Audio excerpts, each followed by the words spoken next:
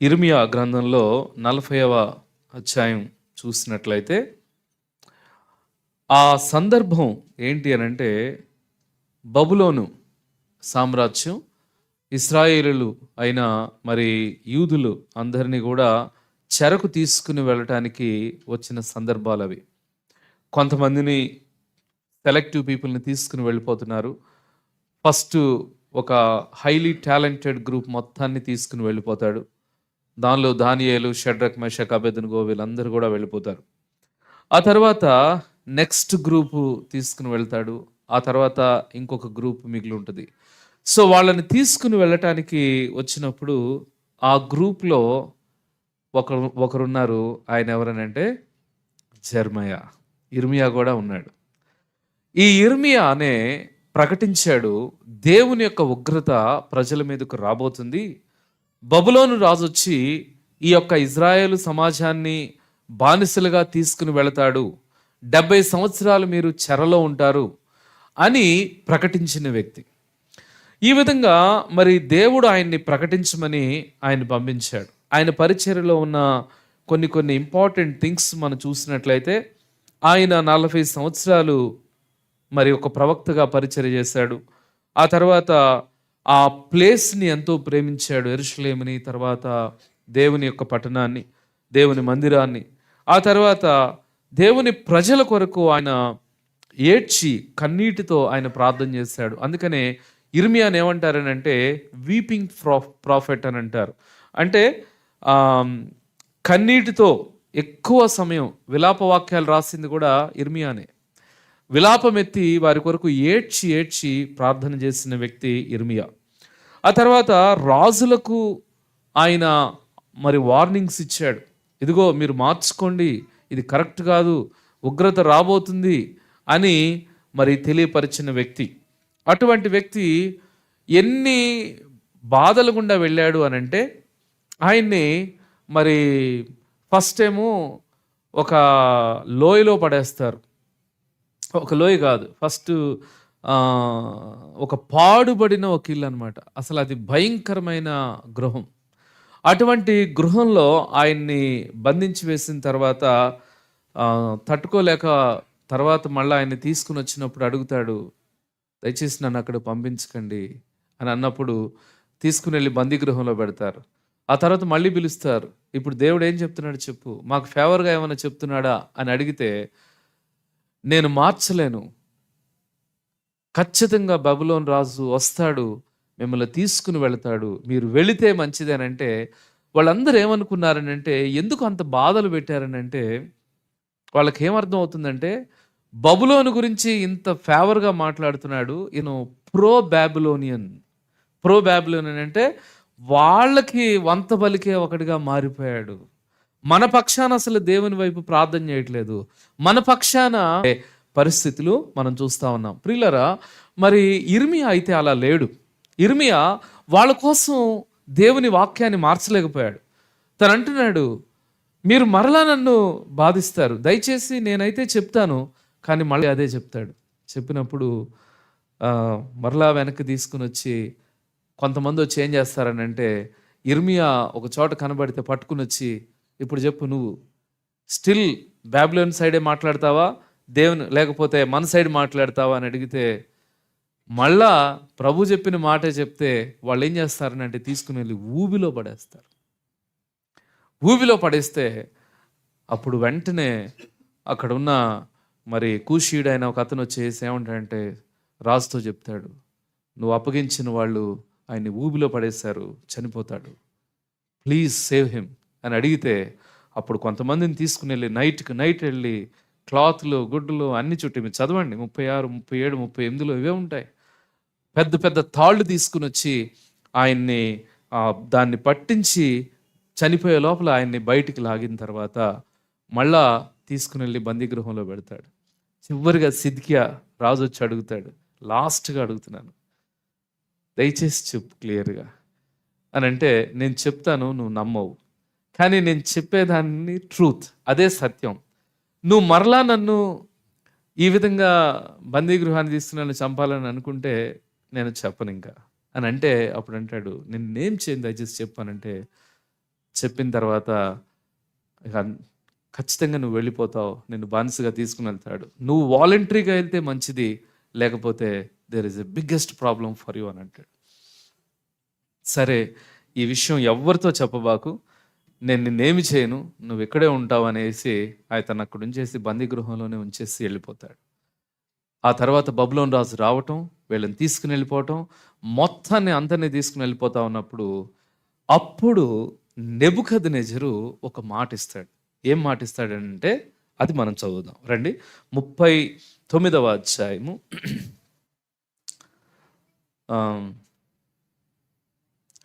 11వ వచనం. మరియు యిర్మీయాను గూర్చి బబులోను రాజైన నెబుకద్నెజరు రాజదేహ సంరక్షకులకు అధిపతియగు నెబూజరదానునకు ఈ ఆజ్ఞ ఇచ్చెను, నీవు అతనికి హాని చేయక దగ్గర నుంచుకొని పరామర్శించి ఇతడు నీతో చెప్పినట్లు చేయవలెను. ఏం చెప్పాడండి నెబుకద్నెజరు? ఏం చెప్పాడనంటే, నువ్వు యిర్మీయా అనే ఒక ఆయన ఉన్నాడు, అతన్ని మాత్రం నువ్వేం చేయొద్దు, అతన్ని పిలిపించి నీ దగ్గర కూర్చోబెట్టుకుని నువ్వేం చెప్తావంటే, తను ఏది చెబితే అది నువ్వు చేయనన్నాడు. ఏమన్నాడండి? ఏది చెప్తే అది నువ్వు చేయి. అప్పుడు 40వ అధ్యాయంలో నెబూజరదాను ఆయన్ని పిలిపించి ఏమనంటున్నాడంటే, యిర్మీయా, నాకు వచ్చిన ఆజ్ఞ, సో నీ కళ్ళెదురు దేశం ఓపెన్గా ఉంది. There are 2 choices.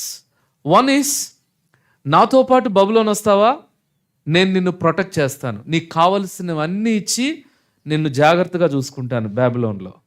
లేదు, ఒకవేళ నువ్వు ఇక్కడే ఉంటానని నీ నిర్ణయం అయితే నువ్వు ఇక్కడే ఉండొచ్చు, మాతో రావాల్సిన అవసరం లేదు. ఫుల్ ఫ్రీడమ్ నీకుంది, ఫుల్ చాయిస్ నీకుంది. You choose which decision you want to take. This is what the context of this verse promise. ఇప్పుడు ఈ ప్రామిస్ని మనం కొంచెం లోతుగా పరిశీలించడానికి ప్రయత్నం చేద్దాం. Will dig into deeper. So first మొదటి అంశం ఏదనంటే, ఈ అంశానికి నేను ఎంచుకున్న title released for a reason. ఏంటి, ఏమని రాశాడు పైన చూడండి 4వ వచనంలో, నేను నీ చేతి సంకెళ్లను తీసి నిన్ను విడిపించుచున్నాను, నాతో కూడా బబులోనుకు వచ్చుట మంచిదని నీకు తోచిన ఎడల రమ్ము, నేను నిన్ను భద్రముగా కాపాడెదను. అయితే బబులోనునకు నాతో కూడా వచ్చుట మంచిది కాదని నీకు తోచిన ఎడల రావద్దు. దేశమంతటా నీకేమీ అడ్డము లేదు, ఎక్కడికి వెళ్ళుట నీ దృష్టికి అనుకూలమో, ఎక్కడికి వెళ్ళుట మంచిదని నీకు తోచునో అక్కడికి వెళ్ళుము. ఏమండి, మరి రాజు ఇచ్చిన ఆజ్ఞ ప్రకారం ఆ యొక్క సేవకుడు యిర్మీయాతో చెప్పిన మాట, ఈ మాట చెప్పిన తర్వాత మొదటి పాయింట్ ఏంటనంటే, ఎందుకు సంకెళ్ళ నుంచి యిర్మీయాని దేవుడు మరి దర్శించి విడిపించాడు అనేది చూసినట్లయితే, దీన్ని నేనేమంటానంటే freedom for faithful. The first point ఏంటంటే ఫ్రీడమ్ ఫర్ ద ఫెయిత్ఫుల్. నా అవుట్లైన్ ఇదే, freedom for a faithful, freedom to make a choice, freedom for God's mission. These are the 3 areas. మొట్టమొదటిది, దేవుడు నిన్ను బంధకాల నుంచి విడిపించటం. యిర్మీయాని ఎందుకు విడిపించాడు? యిర్మీయాని మరి జ్ఞాపకం చేసుకోవటం గల ఉద్దేశం ఏంటి అనేది మనం చూసినట్లయితే, ఇన్ని శ్రమలు వస్తున్నా, ఇన్ని కష్టాలు వస్తున్నా, యిర్మీయా మాత్రం తన యొక్క దేవుని మాటలో కానీ ఎక్కడ కూడా కాంప్రమైజ్డ్ కాకుండా శ్రమలను అనుభవిస్తున్నాడు, కష్టాలను అనుభవిస్తున్నాడు, ఇబ్బందులను అనుభవిస్తున్నాడు, కానీ దేవుని మాటని మార్చలేకపోతున్నాడు. బబులోనికి ఫేవర్గా మాట్లాడితే అది దేవుడు బబులోనికి ఫేవర్గా మాట్లాడటం అని కాదు. ఇజ్రాయేలు ప్రజలను దేవుడు ఈ 70 సంవత్సరాల యొక్క డిసిప్లిన్లోనికి తీసుకుని వెళ్ళటానికి ఆయనకి ఇచ్చిన మాటలు అవి. మరి వీళ్ళేం తీసుకుంటున్నారు? మా మీదకేమో క్షామం తీసుకొస్తున్నాడు, బబులోనికేమో క్షేమం అని చెబుతున్నాడు. ఏం చెప్పాలి ఆయనకి? ఏం చెప్పాలి? యిర్మీయా ఇక్కడ క్షేమం అనాలి, అక్కడ క్షేమం అనాలి. కానీ నువ్వేం చెప్తున్నావు? రివర్స్ చెప్తున్నావు. అంటే నువ్వు వాళ్ళకి ఏదో తొత్తు అయిపోయావు అని ఆయనని చాలా చాలా మరి అవమానపరుస్తూ హింసిస్తూ ఉన్న సమయంలో నెబుకద్నెజర్ దగ్గర నుంచి వచ్చిన ఆజ్ఞ ఏంటంటే యిర్మీయాని బందీ గృహంలో నుంచి బయటికి తీసుకురండి. యిర్మీయాని ఆయన ఏం చెప్తే అది చేయండి అని అన్నాడు. ఈ మాట నాకు ఎలాంటి ఆలోచన ఇస్తుందంటే, నీతిమంతుణ్ణి దేవుడు ఎన్నడూ ఏం చేస్తాడంట? విడిచిపెట్టాడు. ఒకసారి కీర్తనలు 34లో చూడండి, 34వ కీర్తన 34వ కీర్తన 19వ వచనం. నీతిమంతునికి కలుగు ఆపదలు అనేకములు, వాటన్నిటిలో నుంచి యెహోవా వానిని విడిపించును. నీతిమంతునికి కలుగు ఆపదలు అనేకములు. దేవుని కొరకు నువ్వు జీవించినప్పుడు, దేవుని కొరకు నీతిగా బ్రతకాలనుకున్నప్పుడు, ఈ లోకం నిన్ను చాలా ప్రెషర్స్ నీ మీదకి తీసుకుని వస్తుంది. ఎందుకు అనంటే, నువ్వు నీతిగా ఉంటా ఉంటే నీ చుట్టుపక్కల మొత్తం నిన్ను టార్గెట్ చేసే పరిస్థితులు ఉంటాయి. యేసు ప్రభు వారిని అనేకమైన అద్భుత కార్యాలు, స్వస్థత కార్యాలు జరిగిస్తూ ఉంటే ఆయనలో ఏ దోషము కనబడకపోయినా ఆయనకి ఎన్ని హింసలను తీసుకొని వచ్చారు చూడండి. శ్రమలు, నిందలు. ఈరోజు మిషనరీస్ని చూడండి, వాళ్ళకి ఎన్ని శ్రమలు, బాధలు మరి తీసుకుని వస్తూ ఉన్నారు. కొన్ని ఆఫీసెస్లో నేను లంచం తీసుకోను అని వాళ్ళు నిలబడినప్పుడు ఎటువంటి ప్రెషర్స్ కుండా మరి వాళ్ళని తీసుకుని వెళ్ళిన పరిస్థితులు అనేకమైనవి ఉన్నాయి. ప్రియమైన వారలారా, ఒకటి మాత్రం నిజం ఏంటి అనంటే, సద్భక్తితో బ్రతకను ఉద్దేశించిన వానికి శ్రమలున్నాయి. నువ్వు అబద్ధాలు ఆడకుండా నువ్వు నీతిగా ఉంటున్నప్పుడు అనేక సార్లు నీ మీదకి అపనిందలు వస్తాయి, కష్టాలు వస్తాయి. అయితే ఇక్కడ పాయింట్ ఏంటనంటే, దేవుని కొరకు నువ్వు ఈ విధంగా వెళుతూ ఉన్నప్పుడు నలుదిక్కుల నుంచి నీ మీదకి శ్రమలు ఇవన్నీ వచ్చినా, అవమానాలు వచ్చినా, ఒక దినమున దేవుడు నీ తల ఎత్తువాడు. నీతిగా నువ్వు బ్రతికినప్పుడు, నిజాయితీగా నువ్వు బ్రతికినప్పుడు, కష్టాలు శ్రమల్లో నీ యొక్క విలువలని నువ్వు మార్చుకోకుండా నువ్వు ఆ విధంగా దేవుని కొరకు సాక్షిగా నువ్వు జీవించినప్పుడు కొద్ది కాలం నీకు అవమానం ఉండొచ్చు, కొద్ది కాలం నీకు అది శ్రమగా అనిపించవచ్చు. కానీ ఒక దినమున దేవుడు నిన్ను ఉన్నతమైన స్థాయికి హెచ్చిస్తాడు అనేది ఈ యొక్క మరి ప్రామిస్లో ఉన్న ఆ సందర్భాన్ని చూసినప్పుడు యిర్మీయాతో చెప్తున్న మాట, నీ కళ్ళెదురు దేశం ఉంది, ఇంకొక దేశం ఉంది. ఎవరైనా మీరు చెప్పండి, ఒక శత్రువు ఒక రాజ్యాన్ని మీదకి దండెత్తి వాళ్ళని తీసుకుని వెళ్ళటానికి వచ్చిన వ్యక్తి, నీకు ఫుల్ ఫ్రీడమ్ ఉంది. ఇంతమంది ఉన్న వారి మధ్యలో నలిగిపోతున్న బందీ గృహంలో ఆయన్ని బయటికి తీసుకుని వచ్చి ఏమనంటాడంటే, హీఈస్ ద సెంటర్ పాయింట్. ఇప్పుడు ఆ సందర్భంలో ఆ యిర్మీయాని చూసానంటాడు, యిర్మీయా నీ ఇష్టం, యిర్మీయా నిన్ను ఎక్కడ కావాలంటే అక్కడ మేము నీకు సెక్యూరిటీ ఇస్తాం, సేఫ్టీ ఇస్తాం. ఒక శత్రువు, మేబీ నేను అనుకుంటాను వాళ్ళు ఫేవరెటిజం చూపించడానికి కొన్ని కారణాలు ఉండుంటాయి. ఏం కారణం అది? మనోడు మన పక్షాన్ని మాట్లాడుతున్నాడని. కానీ వాస్తవం ఏంటంటే, యిర్మీయా గ్రంథంలో మీరు తర్వాత చూస్తే బబులోను రాజ్యం యొక్క నాశనం ఎలా జరగబోతుంది అనేది చక్కగా రాశాడు. ఏమీ వదిలిపెట్టలేదు. దేవుని మాటలు, దేవుని వాక్యానుసారంగానే ఆయన క్లియర్గా రాశాడు. 70 సంవత్సరాలు మాత్రమే వీళ్ళు డిసిప్లిన్. ఆ తరువాత నీకు ఉత్తరంలో ఉన్న దేశమే నిన్ను కంప్లీట్గా పర్షియన్స్ వచ్చి సమూల నాశనం చేస్తారు. కొన్ని చాప్టర్స్ రాశాడు ఆయన గురించి, బబులోన్ గురించి. కానీ వాళ్ళకు మాత్రం ఫస్ట్ ఏం తీసుకున్నారంటే, ఇజ్రాయెల్ ప్రజలతో చెప్పాడు, మీరు బబులోనికి వెళ్ళండి, బబులోనికి మీరు సబ్మిట్ చేసుకోండి, మీరు సబ్మిట్ చేసుకుంటేనే మీరు దీవించబడతారు. అట్లా వెళ్ళిన వాళ్ళల్లో, సబ్మిట్ చేసుకున్న వాళ్ళలో ఎవరున్నారండి? ప్రైమ్ మినిస్టర్ దానియేలు, గవర్నర్స్ 3, షడ్రక్, మెషక్, అబేద్నెగోలు. ఆ తర్వాత మరి ఈయనొస్తాడు కదా పర్షియన్ టైంలో కూడా, మొర్దెకై కానీ, ఎస్తర్ కానీ, కోర్స్ వాళ్ళందరూ కూడా 70 తర్వాత కొనసాగించిన వాళ్ళు. బట్ ఈ బబులోను సామ్రాజ్యంలో ఉన్నప్పుడు మాత్రం దేవుడు అద్భుత కార్యాలు చేశాడు. సింహాల బోన్లో సింహాల నోళ్లు మూయించటం, అగ్నిగుండంలో వేసినప్పుడు ఆ అగ్నిని వారిని కాల్చకుండా ఆపివేయటం. నెబుకద్నెజరు ద్వారానే ప్రభు పలికించిన మాట ఏంటనంటే, ఇదిగో షడ్రక్ మెషక్ అబేద్నెగోల దేవుడే నిజమైన దేవుడని ప్రకటించే విధంగా, దానియేలు దేవుడే నిజమైన దేవుడని ప్రకటించే విధంగా దేవుడు అక్కడ వారిని వాడుకున్నాడు. అందుకనే కొన్నిసార్లు మనము కొన్ని పాత్స్ గుండా దేవుడు మనం తీసుకుని వెళ్తా ఉన్నప్పుడు, మనం దేవుని కొరకు నమ్మకంగా జీవించటానికి తీర్మానం తీసుకుని వెళుతున్నప్పుడు కొంతకాలం శ్రమలు గడిచిన తర్వాత దేవుడు నీ తల ఎత్తువాడు. ఆయన రెట్టింపు ఘనతని అనుగ్రహించేవాడు. దానియేలు మరి బానిసగా వెళ్ళాడు, కానీ రెట్టింపు ఘనత వచ్చింది. తర్వాత యోసేపు జీవితాన్ని చూసుకున్నప్పుడు యోసేపు కూడా బానిసగా అమ్మివేయబడ్డాడు, కానీ రెట్టింపు ఘనతని దేవుడు అనుగ్రహించి ఫరో తర్వాత నెక్స్ట్ ఫరో అంతటి వాడిగా ఆయన చేశాడు. కానీ ఆయన ఏం కాపాడుకున్నాడు? పరిశుద్ధతను కాపాడుకున్నాడు, నీతిని కాపాడుకున్నాడు.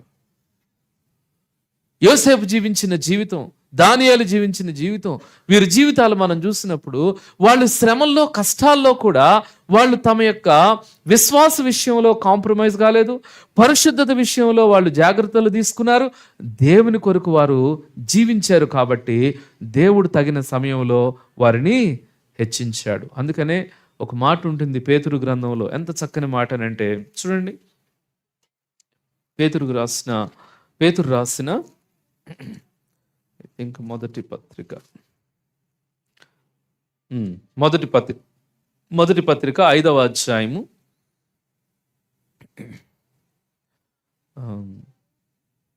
6వ వచనం. దేవుడు తగిన సమయమందు మిమ్మల్ని హెచ్చించినట్లు ఆయన బలిష్టమైన చేతి కింద దీన మనస్కులై ఉండి ఆయన మిమ్మల్ని గూర్చి చింతించున్నాడు గనుక మీ చింత యావత్తు ఆయన మీద వేయుడి. అనేక సార్లు మన ఆశలు ఏంటనంటే షార్ట్ కట్స్ వైపుకి వెళ్ళడానికి ప్రయత్నం చేస్తాం. షార్ట్ కట్స్ చాలా ఫాస్ట్గా మనం గ్రోత్ వస్తుంది. షార్ట్ కట్స్ చాలా ఈజీ మెథడ్లో ఉంటాయి. కానీ దేవుని ప్రణాళికలు ఎలా ఉంటాయి అంటే 2 వారాలు వెళ్ళే జర్నీ 40 సంవత్సరాలు తీసుకెళ్ళినట్లుగా అనిపిస్తుంది. ఇజ్రాయెల్ ప్రజలు ఎన్ని సంవత్సరాలు ప్రయాణం చేశారు కానాను దేశానికి? 40 సంవత్సరాలు. కానీ యాక్చువల్గా వెళ్ళే జర్నీ ఒక 2-3 వారాల్లో ఈజీగా, నత్తనడక నడిచినా కూడా ఈజీగా 2-3 వారాల్లో వెళ్ళగలిగిన పాత్ ఉంది. కానీ ఆ పాత్ని ఎంచుకోకుండా ఈ పాత్ని దేవుడు తీసుకుని వెళ్ళడానికి గల కారణాలు ఏంటంటే, ఇదిగో దేవుడు తర్వాత వారిని స్థాపించే విధానం వేరు, దేవుడు వారిని ఆ ఆశీర్వాదాలతో నింపే విధానం వేరు. కొన్నిసార్లు మనము విశ్వాసంతో నడుస్తున్నప్పుడు, శ్రమలు కష్టాలు గుండా వెళుతున్నప్పుడు, అవమానాలు వస్తూ ఉన్నప్పుడు సహించుకుని దేవుని మీద భారం వేస్తూ, దేవుని మీద ఆధారపడుతూ మనం నడుస్తూ ఉన్నప్పుడు దేవుడు ఒక దినమున దానికి తగిన ప్రతిఫలాన్ని, రెట్టింపు ఘనతను ప్రభు అనుగ్రహిస్తాడు. నేను అనుకుంటాను ఇటువంటి హానర్ ఎవరికి ఉంది చెప్పండి అక్కడున్న ప్రజల్లో? ఇర్మియాని ఎంత చక్కగా కనపరిచాడు. నేను అనుకున్నాను, నేను విన్నాను ఒక సాక్ష్యం. ఆయన్ని చాలా నీతిగా, అంటే కరప్షన్ లేకుండా ఉండేవంట, లంచాలు తీసుకోకుండా. అయితే ప్రమోషన్స్ రావాల్సినవి రాలేదు, ఆయనకి పెద్ద ఆస్తులు కూడా సమకూడలేదు, చాలామంది దోచుకునేవాళ్ళు సంపాదించుకున్నారు. అయితే నెక్స్ట్ గవర్నమెంట్ వచ్చినప్పుడు యాంటీ కరప్షన్ స్క్వాడ్ ఫామ్ చేస్తే he's the head of that squad. ఎవరిని చూజ్ చేద్దామని అంటే, ఇదిగో select him, he's a very genuine person, ఆయన్ని పెట్టండి ఆ యాంటీ స్క్వాడ్లో అని ఆయన్ని హెడ్ ఆఫ్ ది డిపార్ట్మెంట్గా పెట్టారట. నాకు తెలిసిన ఒక డాక్టర్ తెలుసు, ఆయన వన్ ఆఫ్ ద టాప్, ఇక్కడ ఉన్న హాస్పిటల్స్లో వన్ ఆఫ్ ద టాప్ హాస్పిటల్లో ఆయన మంచి పేరు తెచ్చుకున్న డాక్టర్. కానీ బికాజ్ అక్కడున్న ఈ కొన్ని ఉంటాయి కదా మెడికల్ మాఫియా, అనవసరమైన టెస్టులు రాయాలి, ఉండాల్సిన దానికంటే ఎక్కువ రోజులు ఉంచాలి, ఇటువంటి కొన్ని ఉంటాయి హాస్పిటల్ మేనేజ్మెంట్స్లో. అయితే ఆయన అన్నాడు, నేను చేయలేను అన్నాడు. అలా అయితే మీ వల్ల మాకు పెద్ద ప్రాఫిట్ లేదు, యూ కెన్ గో హెడ్, మీరు రిలీవ్ అయిపోవచ్చు అని అన్నారు. చిన్న బేబీని పట్టుకుని, డెలివరీ అయిన బేబీని పట్టుకుని హాస్పిటల్ నుంచి జాబ్ కోల్పోయి బయటకు వచ్చినప్పుడు ఆయన అంటాడు, I don't know what to do, ఏం చేయాలో తెలియదు. డాక్టర్ చదివినంత మాత్రాన అందరూ బ్రహ్మాండమైన డాక్టర్లు అయిపోతారని కాదు. There is so many challenges. అయితే అటువంటి టైంలో ఆయన అయినా సరే నేను నా మనసాక్షిని చంపుకుని చేయలేను, దేవుని బిడ్డగా, దేవుని విశ్వాసిగా నేను అది చేయలేను అని అనుకుని ఆయన ఉన్నప్పుడు, మరి తర్వాత ఇమిగ్రేషన్కి డాక్టర్ చెకప్ సైన్ ఉంటుంది కదా, ఆ పొజిషన్లో హీ వాజ్ సెలెక్టెడ్. ఇక ఆయన దేవుడు ఏ విధమైన స్థాయికి తీసుకున్నాడంటే, anybody who is going to out of country తన ఇమిగ్రేషన్ చెక్ ఆయన దగ్గరికి వచ్చి సైన్ అవ్వాలి. అటువంటి ప్లేస్లోకి దేవుడు తీసుకుని వెళ్ళాడు. అయితే ఈ ప్రాసెస్లో కొన్ని కష్టాలు ఉన్నాయంటే ఉన్నాయండి, కొన్ని శ్రమలు ఉన్నాయి, కానీ దేవుడు అద్భుతంగా ఆయన్ని మరి హెచ్చించాడు. సో మొట్టమొదటిది పాయింట్ ఏంటంటే, దేవుడు చైన్స్ నుంచి, బంధకాల నుంచి విడిపిస్తాడు. అండ్ నమ్మకంగా ఉన్న వారిని దేవుడు ఎన్నడూ విడిచిపెట్టరు. కష్టాల్లో, శ్రమల్లో గుండా వెళ్ళిన ప్రతి విశ్వాసికి ఒక దినమున దేవుడు ఒక అద్భుతమైన విముక్తిని కూడా ఆయన అనుగ్రహిస్తాడు అనేది మొట్టమొదటి విషయం. రెండవది ఏంటంటే, ఇప్పుడు ఇర్మియా ముందు ఏముందండి? చాయిసెస్ ఉన్నాయి. ఆయన ముందు 2 చాయిసెస్ పెట్టాడు. ఏం చాయిస్ అంటే, go to America or stay in India. ఇట్లా పెట్టాలా? ఆ దినాల్లో అమెరికా అంటే బబులోనే. ఎందుకనంటే సూపర్ పవర్ ఏ కంట్రీ ఉంటే అదే. సో ఆ టైంలో మరి తన ముందు ఒక చాయిస్ ఏంటి అని అంటే, నువ్వు బబులోన్ వస్తావా లేకపోతే ఇక్కడే ఉంటావా?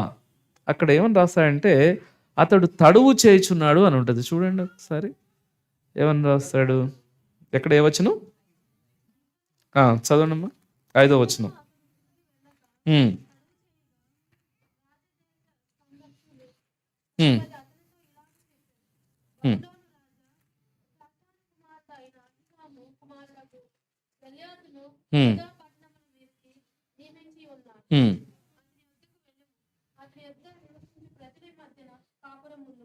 చాలండి.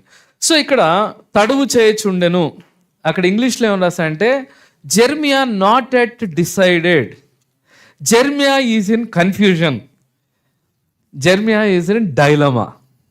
ఏమండి, ఎందుకు ఈ డైలమా వచ్చింది? అసలు ఎందుకు ఈ డైలమా వచ్చింది చెప్పండి. What might be the dilemma? అతనికి ఆ కన్ఫ్యూజన్ ఎందుకు వచ్చాడు? ఇర్మియానే చెప్పాడు, దేవుడు 70 years మిమ్మల్ని తీసుకుని వెళ్తాడని. మరి ఆయన చెప్పింది మీరు వెళ్తేనే మీకు మేలని చెప్పాడు.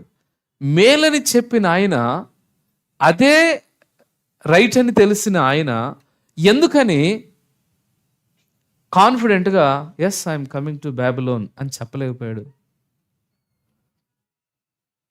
ఇక్కడ కష్టాలు ఉంటాయని తెలుసు, ఇక్కడ ఇబ్బందులు ఉంటాయని తెలుసు, కానీ అక్కడికి వెళితే కంఫర్టబుల్గా ఉంటుందని తెలుసు. ఎవరెవరైతే ఇజ్రాయేల్ ప్రజలు ఇర్మియాని ఇబ్బంది పెట్టారో వాళ్ళందరూ కూడా అక్కడ బానిసలుగా ఉంటారు. వాళ్ళ మధ్యలో ఈయన హాయిగా జీవించగలిగే ఒక లైఫ్ని తన కళ్ళెదురుంది.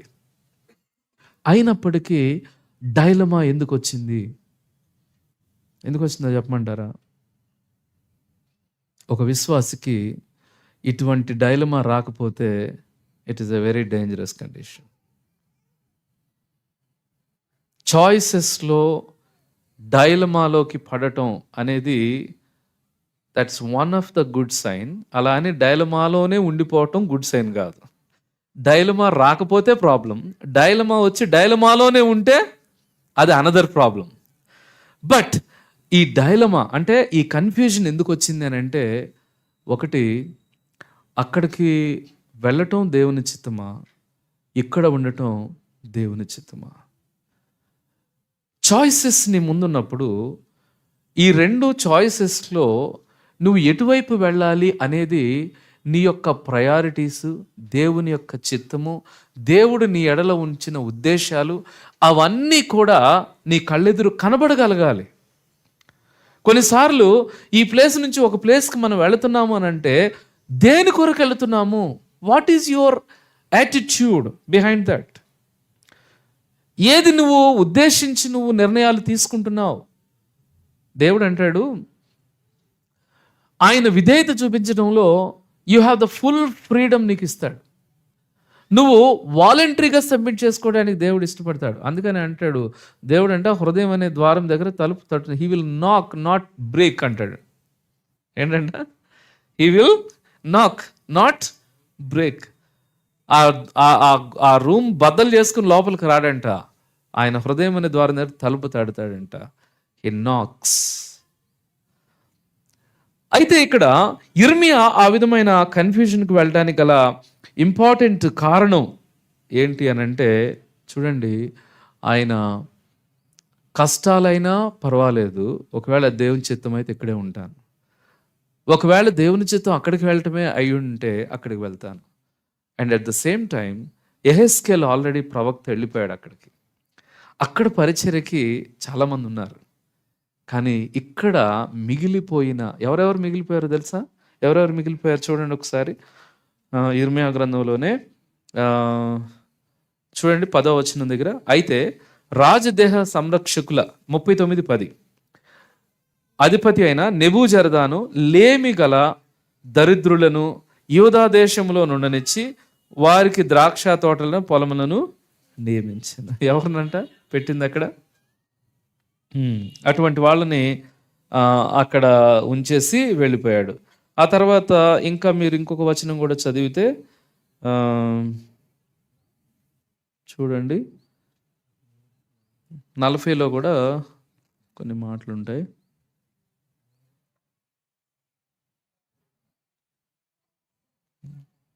సరే పర్వాలేదు, మనకు పాయింట్ అర్థమైందిగా. పాయింట్ ఏంటంటే, ఇక వీళ్ళ వల్ల ఎటువంటి ఉపయోగం లేదు అనుకున్న వాళ్ళందరినీ విడిచిపెట్టాడు. ఇప్పుడు ఆయన అన్నాడు, 7th verse చదువు. అయితే అచ్చట నుండు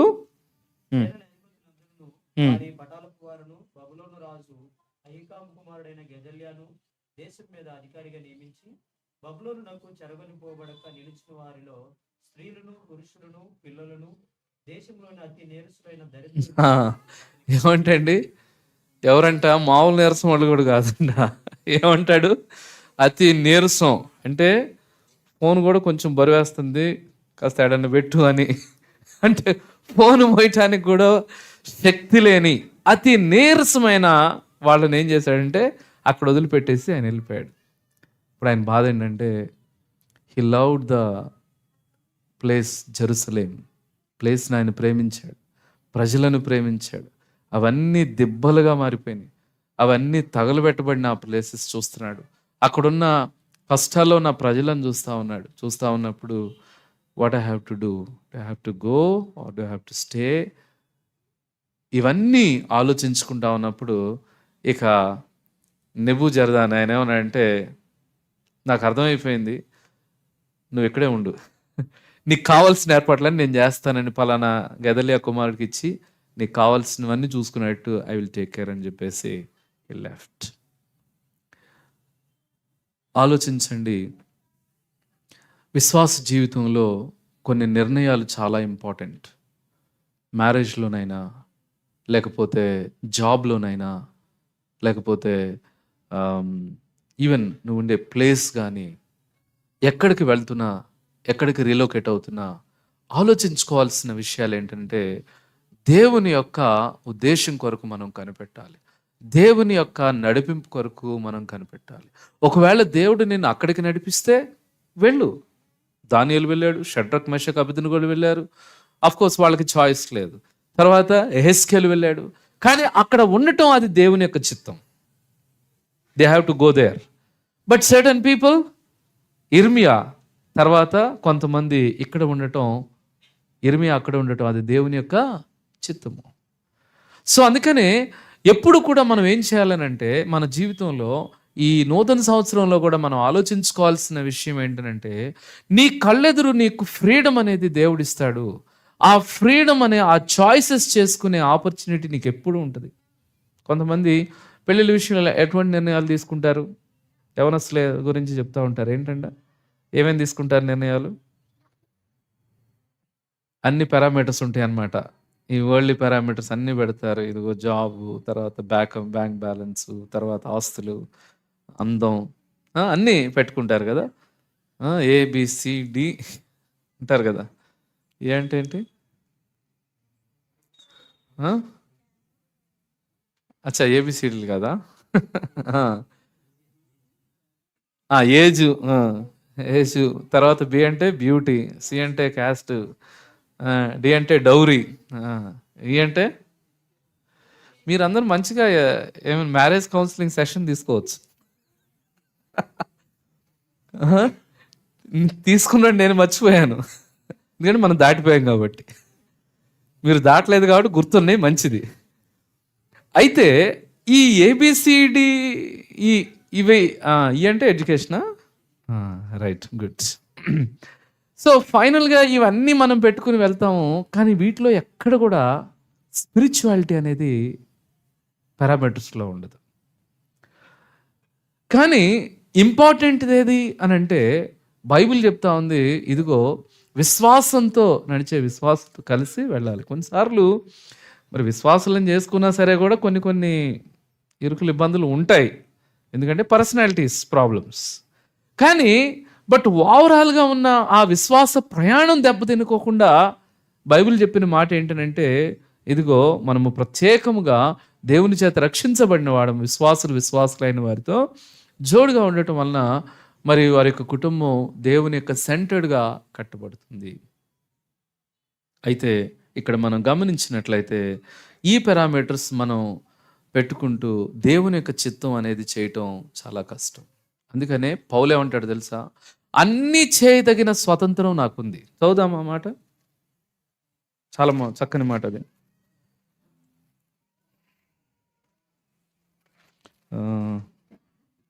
కొరింథీయులకు రాసిన పత్రిక 10వ అధ్యాయం 1 కొరింథియన్స్ 10th చాప్టర్ 23వ వచనం.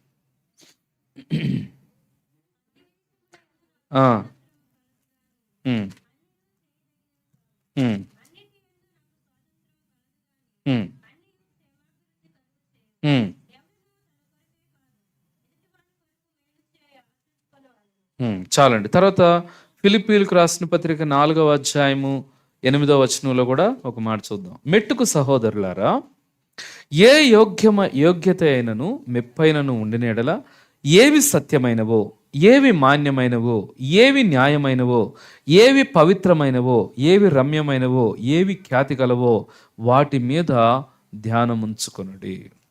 Focus on the best things.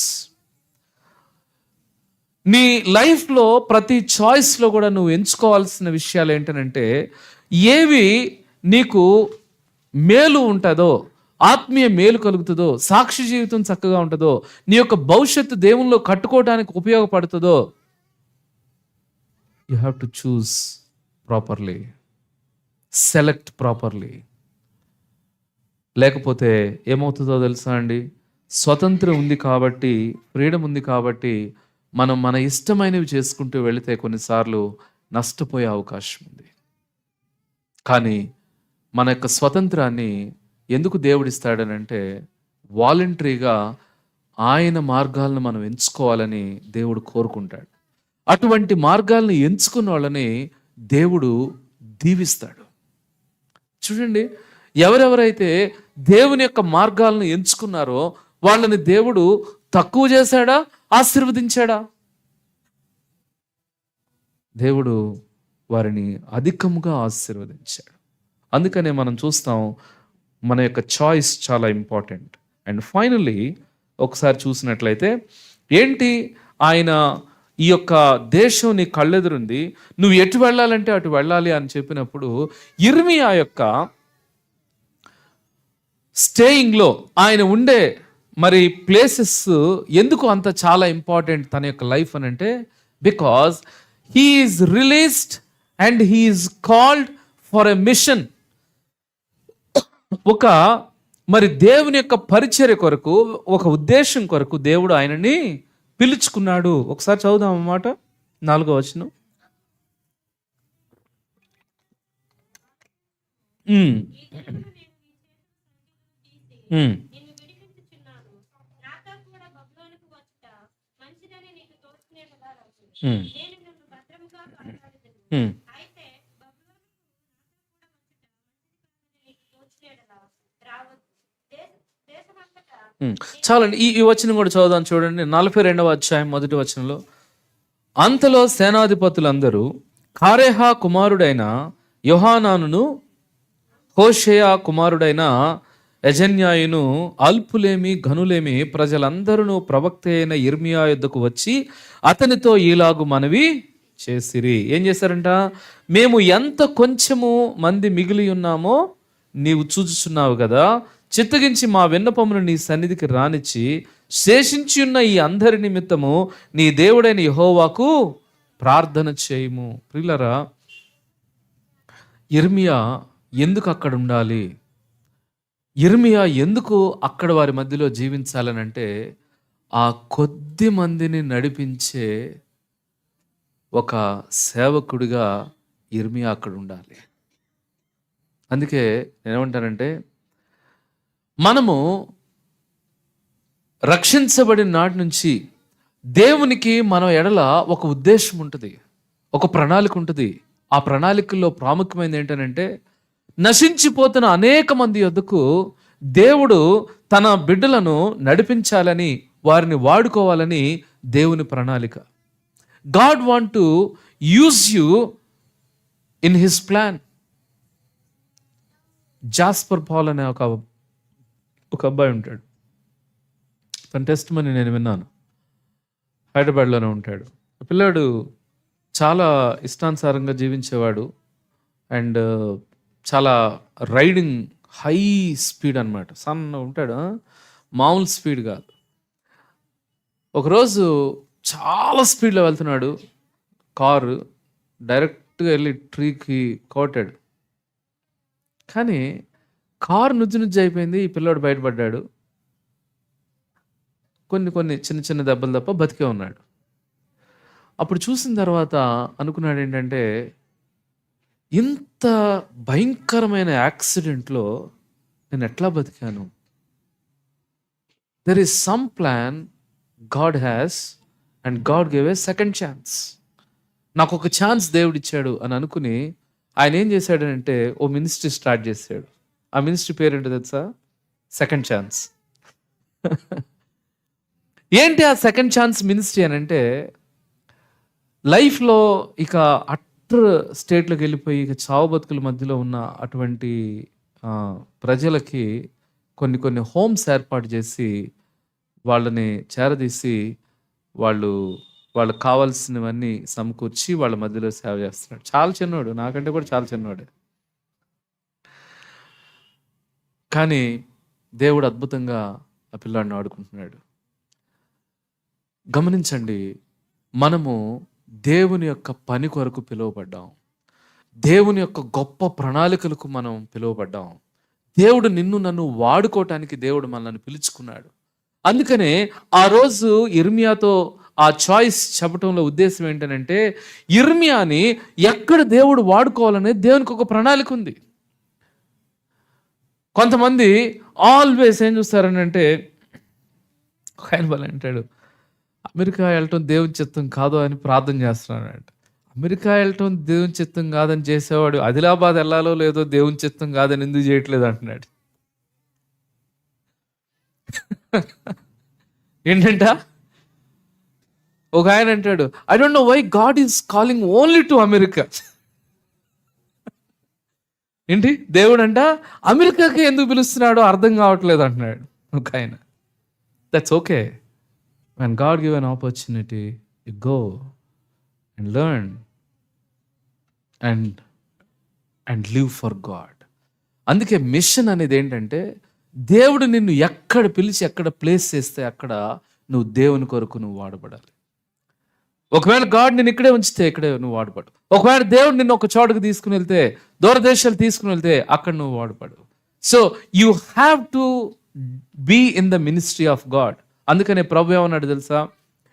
యెషయా గ్రంథంలో యెషయాని పిలుస్తాడు ఏంటంటే, నా నిమిత్తం ఎవరు వెళ్తారు? ఈ ప్రజలకు దేవుని వాక్యాన్ని చెప్పడానికి ఎవరు సిద్ధంగా ఉన్నారని ఒక పిలుపునిస్తాడు. ఆశ్చర్యం ఏంటంటే ఆ మీటింగ్లో ఒక్కడే ఉన్నాడు. స్పీకర్ ప్రభు, ఆడియన్స్ ఎవరు? యెషయానే. చాలా ఆశ్చర్యం అనిపిస్తుంది. మా నిమిత్తం ఎవరు వెళ్తారు అంటే ఇప్పుడు ఏంటి దాని పిలుపు మీనింగ్? వెళ్తావా లేదా? నువ్వే వాలంటరీగా చెప్పు. Altar call is given to 1 person. చాలా చక్కగా వచ్చే యెషయా అంటాడు, ప్రభువా నేనున్నాను, నన్ను పంపించు. I'm here, send me. There are 2 ministries మినిస్ట్రీలో, మిషన్లో. ఒకటి you go or you send. ఒకటి నువ్వన్నా వెళ్ళు, లేకపోతే వెళ్ళే వాళ్ళనన్నా పంపించు. Go to the different parts of this country. Go to the world is wide open. ప్రపంచం ఓపెన్ అయి ఉంది. And when world is open, when freedom is given, but what is your choice? Only అమెరికానా? నేను 3 సార్లు apply చేశా, ఒక్కసారి కూడా అవ్వలేదు. I felt okay, that's not God's will at this point of time. ఇప్పుడు అనుకో, నెదర్లాండ్స్లో ఉన్నప్పుడు నాకు చాయిస్ వచ్చింది, 1 yearకి మీరు వెళ్తారా? ఏం చెప్పానంటే, లాస్ట్ రోజు చర్చ్లో I want to go back to my country and I want to serve there అని ఐ టోల్డ్. ఆ టైంలో definitely that is the desire. 3 నెలలు సువార్త చేయడానికి ఎన్ని ప్రయత్నాలు చేసినా ఒక్కళ్ళో ఇద్దరికో చెప్పినా కూడా ఎంతవరకనంటే కొంతవరకు వెళ్ళగలిగాం. బట్ అదే ఇండియాలోకి వెళ్ళి ఇట్లా నిలబడితే ఓ 10 మంది వినేవాళ్ళు ఉన్నారు. అక్కడ ఒకటి కోసం ఎమ్మడబడినా సరే కూడా దొరికేది కష్టంగా ఉంది. అలానే అక్కడ పరిచర్య నీడ్ లేదా అంటే ఉంది, కాదని అంటలేదు. ఆ రోజు ఆ టైంలో నాకైతే దేవుడు వెంటనే ఇంకా నేను I have not accepted that. కొంతకాలం ప్రభు పాడుకున్నారు, నేర్పిస్తూ ఉన్నారు. ఒకవేళ దేవుని చిత్తమై ఒకవేళ ఓపెన్ చేస్తే yes I'm ready. But I'm not saying, అందుకే కదా అప్లై చేసాం. బట్ ఫస్ట్ అప్లై చేద్దాం అన్నట్టు మళ్ళీ ఇప్పుడు ట్రంప్ ఏం చేశాడంటే అసలు అప్లై చేయని విధంగా కూడా క్లోజ్ చేశాడు. బట్ ఒకవేళ if it is God's will, he will take in a different times. But the point is, యెషయా ఆ రోజు చెప్పిన మాట ఏంటంటే, here are my lord, send me. తర్వాత యేసు ప్రభు వారి శిష్యులను చూసినప్పుడు అన్న మాట ఏంటంటే, పొలములను చూడండి, లుక్ ఎట్ ద ఫీల్డ్స్, అవి ఇప్పుడే తెల్లబారి కోతకు సిద్ధంగా ఉన్నాయి, కానీ కోయటానికి పనివారు లేరు. నమ్మకంగా నడిచే విశ్వాసులు లేరు. దేవుని కొరకు భారం కలిగిన, ఆత్మల భారం కలిగిన పరిచారకులు లేరు. కానీ ప్రజలు they are waiting for the gospel. చూడండి, మీటింగ్స్ పెడితే ఎంతమంది వస్తున్నారు చెప్పండి. ఇన్విటేషన్ ఇస్తే ఎన్నెన్ని మీటింగ్స్లో మనం చూసాం కదా, హాస్టల్స్లో కూడా ఎంత చక్కగా పీపుల్ వస్తూ ఉన్నారు. And God want to use you. Are you ready? చాలా దినాలు మనం ప్రార్థన చేశాం కదా, అంటే మనం కూడా కొంత ఫెయిల్యూర్ ఉంది. అశోక్ నగర్ వెళ్ళాలి, అశోక్ నగర్లో చాలా నీడ్ ఉంది. తర్వాత మొన్న ఇంకొక బ్రదర్ చెప్తా ఉన్నాడు, ఇదిగో పలానా ఒక ప్లేస్లో, మణికొండ దగ్గర ఇంకో ప్లేస్లో చాలా నీడ్ ఉంది. బోల్డ్ అంతమంది ఉన్నారు. పోచారం క్యాంపస్ల దగ్గర, తర్వాత ఆదిబట్ల క్యాంపస్ల దగ్గర బోల్డ్ అంతమంది యవనస్తులు ఉన్నారు. There are so many fields are there. But the problem is, భారం కలిగి నేనున్నాను ప్రభువా నన్ను వాడుకో అని చెప్పే అటువంటి దేవుని యొక్క చిత్తానికి పరిచర్యకు అప్పగించుకునే యవనస్తులు, సేవకులు ఎక్కడున్నారు? This is the question. అందుకని ఆ వాగ్దానం ఎటువంటిదనంటే, నీకు ఫుల్ ఫ్రీడమ్ ఇస్తాడు. నీ చైన్స్ని, నీ బంధకాలను తీసేస్తాడు. నువ్వు ఏ విషయాల్లో నువ్వు బంధించబడినో వాటన్నిటిని దేవుడు రిలీజ్ చేస్తాడు. But there is a reason for it. There should be a reason for it. దానికి ఒక రీజన్ ఉంటుంది. ఏంటి అని అంటే, ఇదిగో నీ బంధకాల నుంచి విడిపించేది దేని కొరకనంటే, దేవుడు తన అద్భుతమైన ప్రణాళికలు నెరవేర్చడానికి దేవుడు నిన్ను రిలీజ్ చేస్తాడు. దేవుడు నిన్ను ఎందుకు ఆశీర్వదిస్తాడనంటే, నువ్వు హాయిగా ఆనందించడానికి కాదు. అందుకని ఒక ఆయన ఏమంటాడు తెలుసా, విశ్వాస జీవితాన్ని, బోట్స్ కొన్ని రెస్క్యూ బోట్స్ ఉంటాయి. రెస్క్యూ బోట్స్ అంటే షిప్లో ఆ బోట్స్ ఎప్పుడనంటే అవి ప్రమాదం వచ్చినప్పుడు వెంటనే ఆ బోట్స్లో ఎక్కడానికి. Rescue boats are not for shipping boats, shipping సామాన్లు మోయటానికి కాదు. అది ఆ టైంలో ఆ రెస్క్యూ చేయడానికి ఉపయోగిస్తాడు. అందుకే ఒక ఆయన అంటాడు, the rescue boat is not for floating but for functioning అని అంటాడు. అంటే అది ఆ మనుషులను ఆ ప్రమాదంలో ఉన్న వాళ్ళని తప్పించడానికి వాడబడే ఒక అద్భుతమైన అవసరత ఆ టైంలో. విశ్వాస జీవితం ఎటువంటిదని అంటే, you are not a floating boat, you are a rescue boat. అయితే వాలంటరీగా నువ్వు రాగలగాలి. అందుకే ఓ మంచి ఇల్లస్ట్రేషన్ అంటాడు. GPS పెట్టుకున్న తర్వాత అంట, మనం ప్రయాణం చేస్తుంటే కారులో GPS నీకు మ్యాప్ చూపిస్తుందంట. స్టీరింగ్ తిప్పి వెళ్ళాల్సింది నువ్వే. GPS వచ్చి నువ్వు అటు వెళ్తున్నావు అని ఇటు తిప్పదు. Right? It will not. Maybe Tesla car ఏమన్నా మొత్తం ఆటోమేట్ చేసింది కాబట్టి ఇట్ విల్ రీడైరెక్ట్, అంటే డ్రైవర్లెస్ కార్స్. బట్ మనం ఆ యొక్క నిర్ణయాన్ని తీసుకుని దేవుని చిత్తానికి అప్పగించుకుని, మనం దేవుని యొక్క భారాన్ని మనం తీసుకుని, పొలములను మనం చూస్తూ ఉన్నప్పుడు, ఫీల్డ్స్ని చూస్తూ ఉన్నప్పుడు, మినిస్ట్రీని చూస్తూ ఉన్నప్పుడు, మిషన్స్ని చూస్తూ ఉన్నప్పుడు, ప్రభుని అడుగు, ప్రభువా ఐఎమ్ హియర్ అండ్ యూజ్ మీ. నేనున్నాను ప్రభువా, నన్ను వాడుకో. ఈ ప్రాంతంలో దేవుడు నేను ఎందుకు పెట్టాడు? యిర్మీయాను ఆ రోజు ఆ ప్రాంతంలో ఎందుకు ఉంచేశాడు? ఎందుకో తెలుసా? తర్వాత జరిగిన మీకు చదివితే మీకు అర్థమవుతుంది. వాళ్ళ పరిస్థితులు గందరగోళం అయిపోతాయి. ఎంత గందరగోళం అని అంటే, ఒకళ్ళ మీద ఒకళ్ళు విరుచుకుపడతారు. యిర్మీయా ఏమంటాడంటే, నెబుకద్నెజరుకి మీరు సబ్మిట్ చేసుకోండి అంటాడు.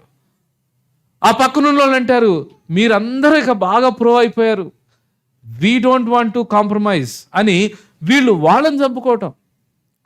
వీళ్ళు ఇలా చేశారని మళ్ళీ బాబిలోనియన్స్ వాళ్ళ మీదకి వస్తూ ఉంటే మళ్ళీ ఐగుప్తుకు పారిపోవాలని ప్రయత్నం చేస్తారు. వచ్చి అంటారు, మమ్మల్ని ఏం చేయమంటావు యిర్మీయా, వెళ్ళమంటావు వద్దా అంటే, మీరు ఎక్కడుంటేనే మంచిది, అక్కడికి వెళ్తే చచ్చిపోతారు అంటాడు. ఈ గైడెన్స్ అన్ని, ఈ మినిస్ట్రీ అంతా ఎవరి ద్వారా జరిగించాడంటే యిర్మీయా ద్వారా. ప్రియులారా, దేవుడు నన్ను వాడుకుంటాడు. దేవుడు కొంతమందిని ఒక ప్లేస్లో ఉంచుతాడు, కొంతమందిని ఇంకొక ప్లేస్లో ఉంచుతాడు. But one thing you should ప్రే. నువ్వు ప్రేయర్ చేయాల్సింది ఏంటో తెలుసా? ప్రభువా, లెట్ మై చాయిస్, నా నిర్ణయాలు నీ చిత్తంలో నన్ను నడిపించు. అండ్ రెండవది ఏంటనంటే, నువ్వు ఎక్కడికి వెళ్ళినా నీకు ఒక పని ఉంది, నీకు ఒక పరిచర్య ఉంది. You are in the mission. నువ్వు ఒక మిషన్లో నువ్వు ఉన్నావు, దేవుని పనిలో. అండ్ ప్రభు నన్ను వాడుకో అని నువ్వు ప్రార్థన చేయి, ప్రభు నిన్ను వాడుకుంటాడు.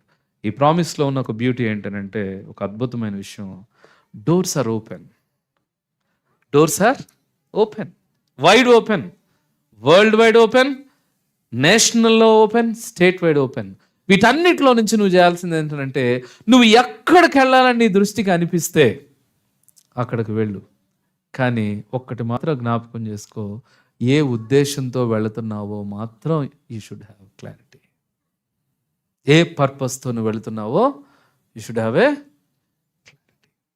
ఏ నిర్ణయం తీసుకున్నా సరే కూడా ఆ నిర్ణయం వెనకాల మనము ఏ స్పిరిచువల్ అండర్స్టాండింగ్లో నుంచి ఆ నిర్ణయాలు తీసుకుంటున్నామో మనం ఆలోచించుకోవాలి. రండి ప్రార్థన చేసుకుందాం, ప్రభువైపు చూద్దాం.